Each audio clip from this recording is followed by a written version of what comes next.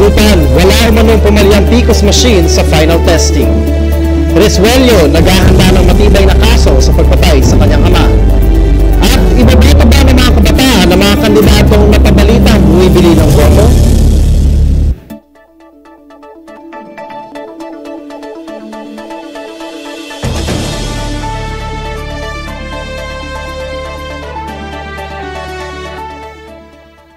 Masantos Yalabi. Ako si EJ Dangla. 5 araw na nga lang at eleksyon na at noong Lunes ay inihatid na ang mga precinct count optical scan o PCOS machine sa mga presinto sa Pangasinan. Kaugnay nito, wala naman daw pumalya sa pagre-release at final testing ng mga makina sa Dagupan City. Para sa karagdagang impormasyon, narito si Maui Daroy. Ayon sa COMELEC Dagupan, wala umunong naging aberya sa pagre-release ng mga PCOS machine maging sa final testing ng mga ito sa mga poll precinct noong Lunes. Naipadala lahat ng maayos ang mga PCOS machine at gumana naman raw lahat ng mga ito sa kani-kanilang barangay. Dagupan City, okay naman po sa Dagupan City, 100% yung delivery natin, including yung final testing machine. Wala namang naging masyadong aberya, natagalan lang ng konti. Sa buong Pangasinan naman, tinatayang 15 bayan ang nagtala ng pumalyang PCOS machines sa kanilang final testing. Kabilang dito ang mga bayan ng Aguilar, Bani, Basista, Dasol, Lawak, Lingayen, Mabini, Manawag, Mangatarem, Natividad, San Fabian, Sison, Tayug, Urdaneta City at Villasis. Pahayag naman ng Provincial COMELEC ay pinalitan na agad ang mga pumalyang PCOS machine. Ayon naman sa COMELEC ay mayroon silang 48 spare units kung saan kinuha ang mga ipinalit sa mga pumalpak na PCOS machines. Makakaasa naman daw ang mga botante sa isang pinaghandaan, mabilis at malinis na eleksyon ngayong 2013. Sa deployment at sa school, sa polling places, polling centers, prepared din po ating mga TEPED, yung mga supervisors, superintendents, mga principals lahat po, prepare naman sila kaya pasalamat po kami sa kanila. Maui Daroy para sa Pangasinan Watch. Nabala naman ang lahat kanina nang biglang mag-total blackout sa buong Pangasinan kaninang alas 2 ng hapon. Ayon sa National Grid Corporation of the Philippines o NGCP, ang power interruption ay dahil sa naging kakulangan sa power generation sanhi ng mga nag-down na power plants sa Luzon. Idinagdag pa ng NGCP na hindi lang daw sa Pangasinan nangyari ang power interruption at agad naman silang nagsagawa ng system restoration. Samantala, tiniyak ni Police Provincial Director Senior Superintendent Marlu Chan na nakahanda na ang mga sundalo at mga pulis na magbabantay sa halalan sa Pangasinan sa Lunes. Nagtalaga ng araw sila ng mga titiyak ng kapayapaan sa halalan, lalo na sa 16 areas of concern. Ang mga ito nga ay Alamina City, Agno, Bolinao, Infanta, Dasol, Bugalyon, Urbistondo, San Carlos City, Malasiki, Dagupan City, Binalonan, Alcala, Rosales, Balungao at San Manuel. Tuloy-tuloy na nga ang kanilang pagbabantay lalo pat naihatid na sa mga presinto ang mga PCOS machine na gagamitin sa Lunes. At hindi pa raw tapos ang laban.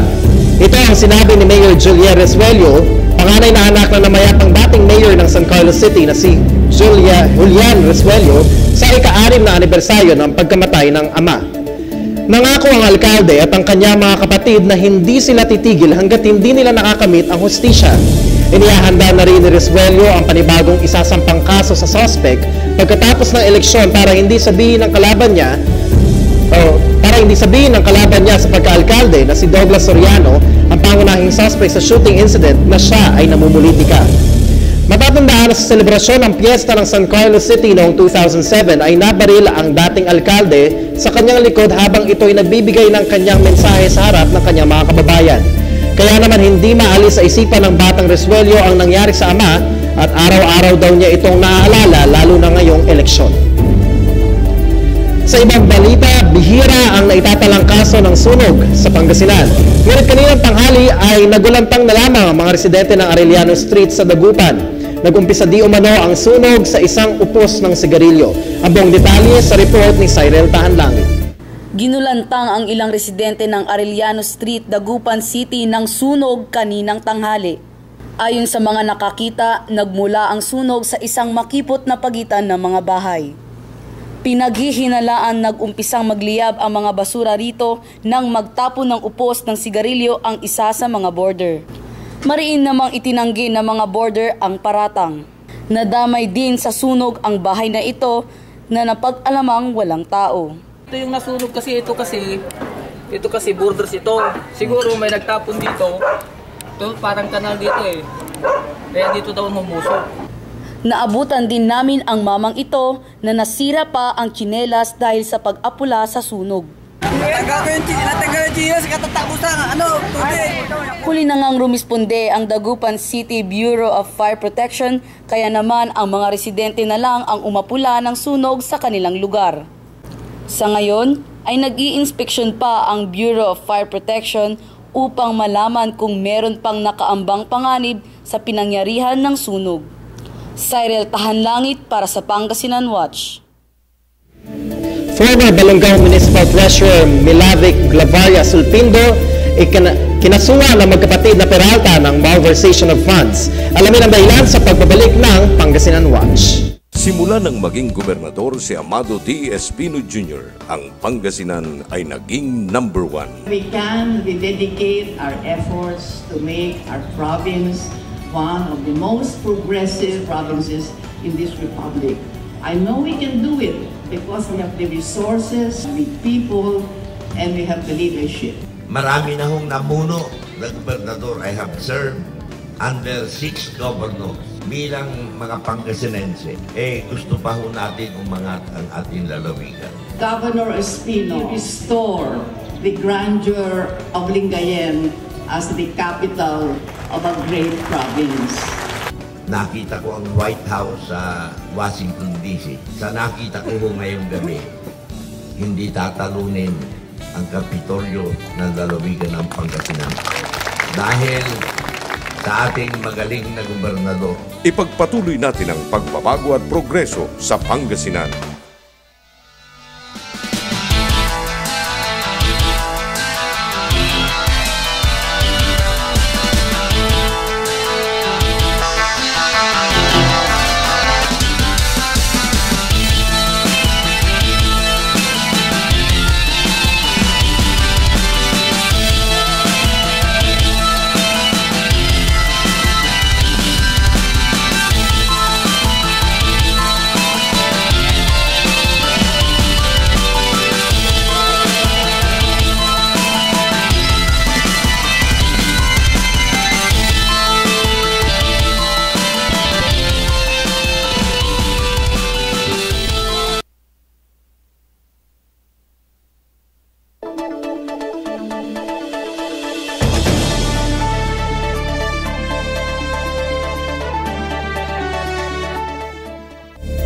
Muling lumitaw si former Balongaw Municipal Treasurer Milavic Glavaria Sulpindo matapos nitong di magpakita ng 2 taon.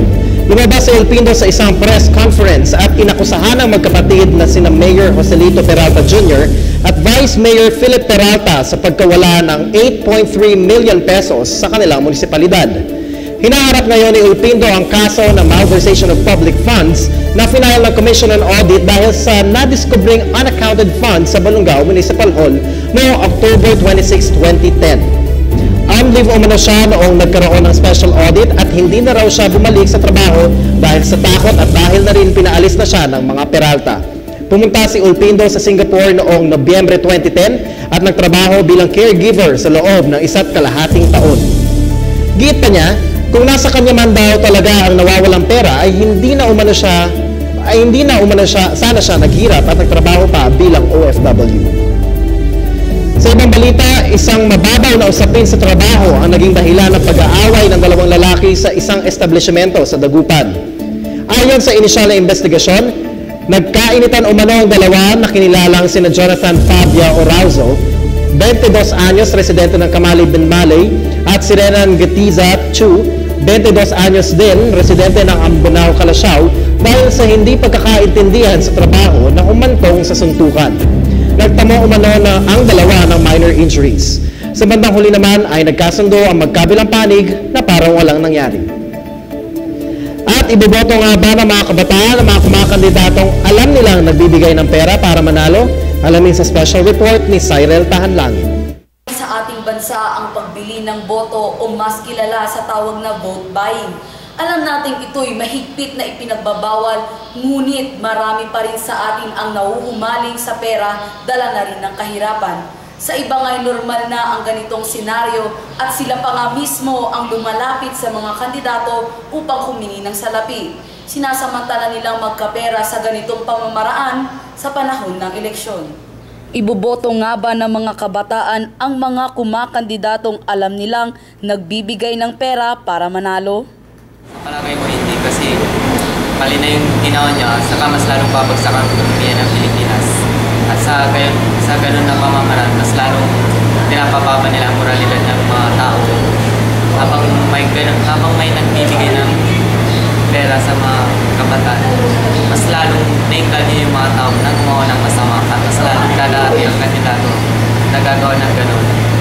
Parang tinatapakan na rin nila ang ating mga pagkatao. Parang binabayaran lang tayo para ulit yung kung anong gusto nila sa atin. Pagkatapos na makakalimutan na nila tayo. So dapat hindi natin ibuto yung mga ganun tao. Hindi naman nadadala sa pagbibigay ng pera. Hindi naman siya makuha sa lagay-lagay. Kung paano mo patakuhin yung mga pinangako mo na mga propaganda. Siyempre depende kasi may mga kandidato na kahit hindi magbigay, talagang iboboto ko. Para sa akin na first timer. Tapos, syempre kahit na magbigay ng marami yan, kung hindi naman niya deserve, ba't ko iboboto? Hindi mo. Kasi kung may tiwala sila sa sarili ko, ito ang boses ng kabataan. Cyril Tahanlangit, Kabataan para sa Halalan. At yan ang mga balitang nakalap sa aming patuloy na pagbabantay. Mga balitang hatid sa ngalan ng tapat na serbisyo at sa kaalaman ng karamihan. Mabilis, totoo at mapagkakatiwalaang impormasyon.